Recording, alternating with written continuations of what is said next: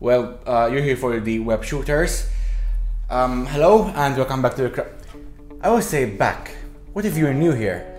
Okay, so let's get this out of the way. Not this actually, this. If you're new, please consider subscribing and ring the notification bell for more death-defying stunts like the one I just did. This is the Craft Mention, I'm David, and in this week's video I'll be making Spider-Man's web shooters from the MCU. Now these will be the second edition, so the ones that Tony Stark, there's only one Tony Stark, by Tony Stark for Peter Parker in Civil War. Now these won't shoot webs, but they will be made to look like they are functional. I just need to get this out of the way.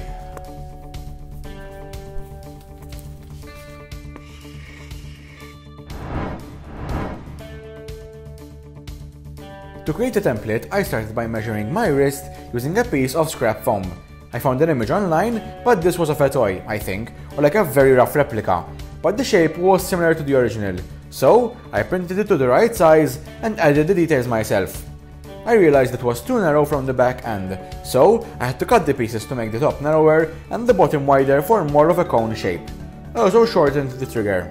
So now I finished the whole template, but with this one there's 4 layers on top of each other. So I designed this one for you, where you have the base layer, so the outside, and then the second layer, the web design.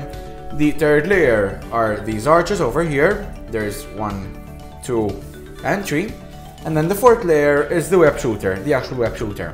Now 1, 2, and 3 layers will be flat, they will be 2mm foam, and then this one will be a bit more 3D. I actually do a lot of templates, and if you would like this one as well, you can contact me as usual on Facebook or on Instagram. I have many more Marvel props, which you can find in this playlist over here, and if you would like to see more Marvel props like this, give this video a thumbs up.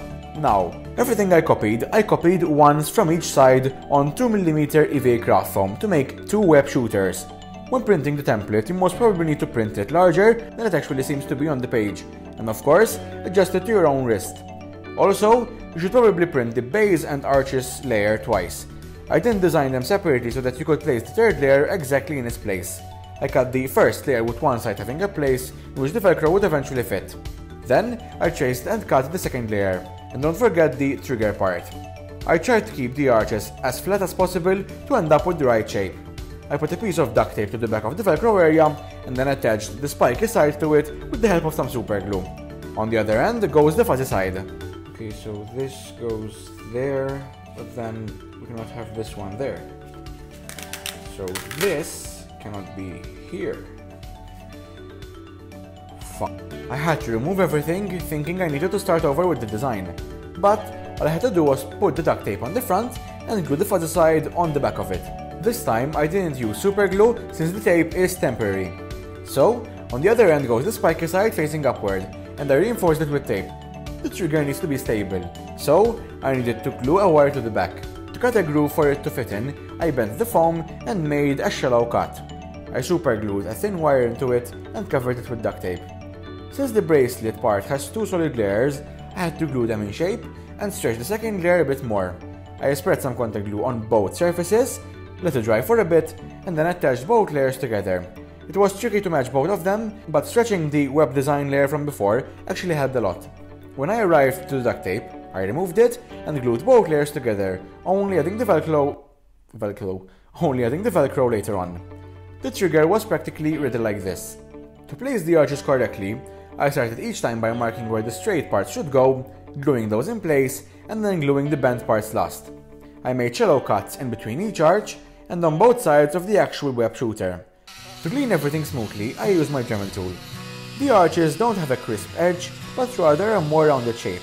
So now the main bracelet, if we're going to call it that, is finished, but we need to make the web shooter, and for that I'll be using floor mat foam. I only need these small pieces because I just need to make 2 of these. I removed the texture from the foam and then made a line halfway through so I could slice it in 2. The web shooter is basically split into 3 sections. I traced the top part and then beveled its edges. I had to narrow it from each side. It will be updated in the template, don't worry.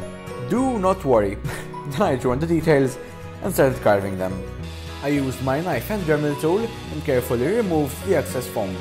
Then I also made a shallow cut all the way around that middle piece. I traced the middle part twice onto 2mm foam and glued both layers together. I made shallow cuts in the form of a cross and super glued the two parts together. The reason I reduced the thickness of the front part is because I decided to cover it with 2mm foam. I designed this one quickly and traced it. I made V-cuts to bend the foam more easily and super glued to the other two parts. It should eventually look like this, with the foam being higher than the middle part. To start with the back, I just glued a cuboid of foam, which then I beveled down from the back. Another shallow cut, and the shooter was finished. Then I super glued the entire thing to the bracelet. I used a heat gun to seal the foam and to open up all the shallow cuts I had made earlier. The entire thing is in black, except for the white foam in the middle. Usually I use spray paint, but this does need to be able to bend, and spray usually tends to crack. I also painted the tape at the back.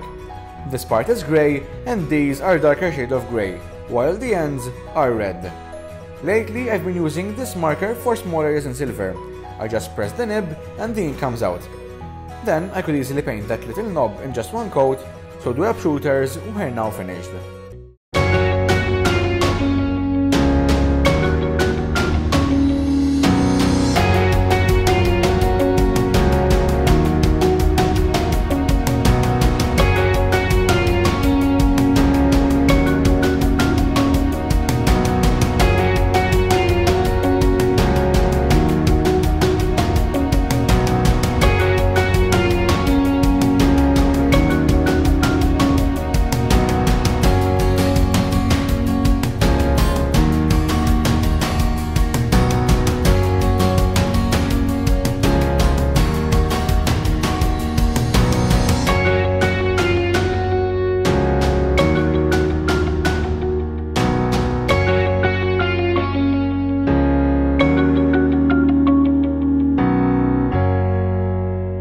These turned out better than I expected. Usually when I do new stuff, a new style, like for example not a sword or not a large foam project, I usually have low expectations because it's new, but these turned out quite good. Now for the seams, I know they're quite noticeable, but I think they're good enough. Even with the originals, with the pictures, I saw that there was a seam over here. I think that the real ones also have a seam that's a bit noticeable. The seams are also on opposite sides, like everything else. That's why I told you to copy each template once from each side. So now that I can wear them and the seams would be like slightly on the inside. Now with the wire, I had originally planned to do the wire in between this layer and this layer, but then over here there's this gap. So of course the wire would be shown. And I couldn't just stop the wire over here because then this part would have been bendy and it would have defeated the whole purpose. Now the tape at the back, I could have used black Gorilla tape, but that's quite thick. So I used this one. I know the paint would chip, it's already started chipping in fact, but for the most part it's still there. And I also noticed that there's like this spider symbol over here. Yeah, I know this one has 4 legs, the spider should have 8, but there's like 2 up here and 2 over here with the main body over here. It kind of resembles Andrew Garfield's spider one has on his back. I know I'm talking too much about this. Anyways, if you like this video, please give it a thumbs up and leave a comment down below with what you think I should do next. And if you're not a subscriber, please consider subscribing. I'll put the subscribe button over here. I have many more videos on my channel, 2 of which are these over here. And until next time, these are Spider-Man's web shooters from the MCU.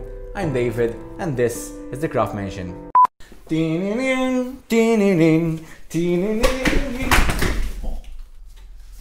That was not on purpose, I actually fell.